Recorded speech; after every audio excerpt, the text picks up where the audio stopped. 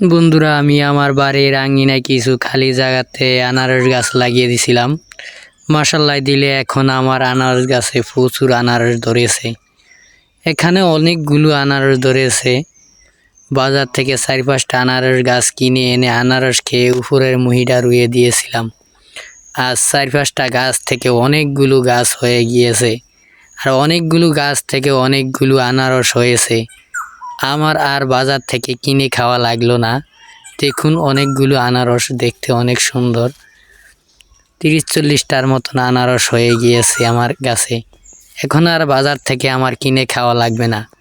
আপনাদের বাড়ির আঙিনায়ও যদি এরকম খালি জায়গা থাকে, আনারস গাছ রুইয়ে নিজেরাও চাষ করে খেতে পারেন। আনারসের ভিতরে প্রচুর পরিমাণ ভিটামিন রয়েছে। আপনারা নিজেরা চাইলে নিজের আঙ্গিনায় এরম খালি জায়গা থাকলে চাষ করে খেতে পারেন। ফরমালিনযুক্ত খাবার, ভিটামিন অনেক, নিজের হাতে রোয়া চাষ করা।